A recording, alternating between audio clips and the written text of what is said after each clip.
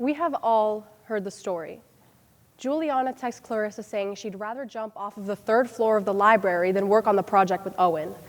As teenagers in a digital age, this little comment, and any other snide remarks, will travel all too fast, and the victim of this cycle always finds out. Like that one time in 7th grade when I told Susan that I thought her friend's 3rd cousin's hairdresser's lab partner's niece, brother, Sam, was super cute. And the next week I got a surprise "you up" kick from Meme Lord Sam at 3 a.m. And though she's never admitted it, I strongly suspect Susan was the reason he found out. Why do we keep on doing this? And why do we let it affect our self-esteem? We blindly conform to the standard of people we might not even like over what? Some dumb comments or a desire for superficial approval? According to New York Daily News, 80% of our conversations consist of gossip. In fact, people even tend to bond over mutual hatred. There are even dating apps that set people up with each other based on their list of hates. See, here's how it goes. If Stacy hates Martin for something, and you hate Martin for another thing, you and Stacy are suddenly best friends, all because Martin was a douchebag 2 times last week. The enemy of my enemy is my friend, or so the saying goes. Gossip may be an evolutionary guide. We are evolutionarily programmed to talk about others, leaving us all with an important decision: to gossip or not to gossip. Unfortunately, most choose the first. But how can we avoid letting it affect us personally? The first step in anything is acceptance. We have all talked about someone behind their back at some moment in our lives, and we would be lying to say we haven't. Gossiping is simply part of human nature, and most of the time people do it, they don't plan on hurting anyone. The American Psychological Association states that 95% of the time, people using gossip don't mean to hurt others. We just need to learn that if people gossip about us, they're not really targeting us. Unless, of course, you're a bad person, and then they probably do mean it. See, most of the time, they're just trying to bond or expose some dirt or find a commonality, not hurt anyone. And yes, it does sound ridiculous. I've heard people say things like, "We weren't doing it to be mean. We actually like Bethesda. We just needed to say it about someone, you know?" And the answer is no, I don't know. But gossiping out of boredom is just something people do, and we, as speakers, can't change the way people think, because to them, it could be totally innocent.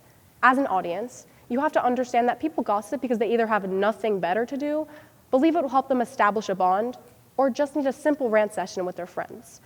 Once again, this logic does not apply to terrible people. Gossiping isn't something we can completely eradicate, but we can work to ignore it. Something as simple as walking away from a toxic conversation or avoiding that one person that seems to always be talking about others is actually really effective. And this includes all kinds of gossip, by the way.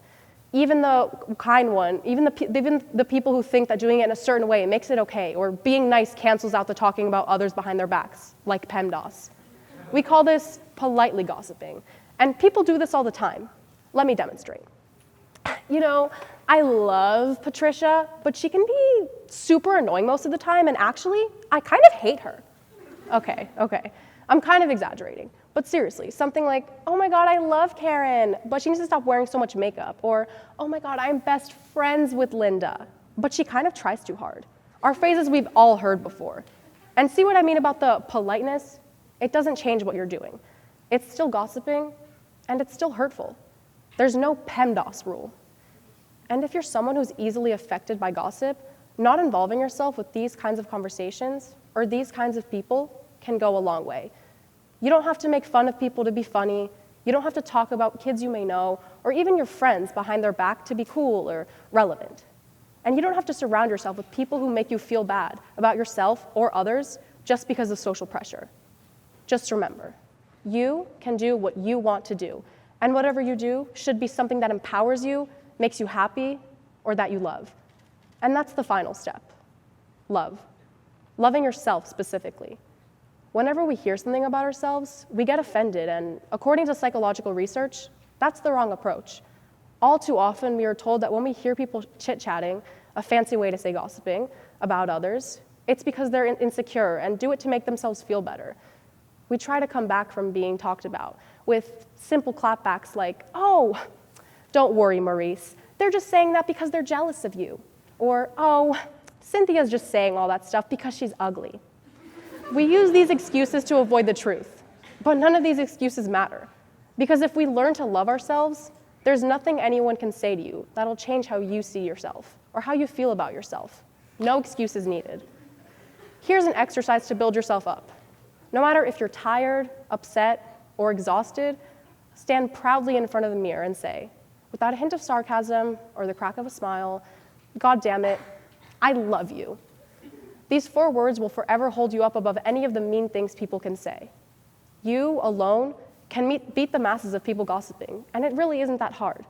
So, at the end of the day, if Owen hears someone saying that Juliana told Clarisa that he's fat and annoying, he should go over these steps. He should remember pointless gossiping is something he can't change, hope he isn't a terrible person, and about after 5 seconds of reflection, quote my favorite dead online social media site, Vine, and say, "I love myself. Even though I look like a burnt chicken nugget, I still love myself." Then Owen should buy himself some chicken nuggets and move on with his life. Thank you.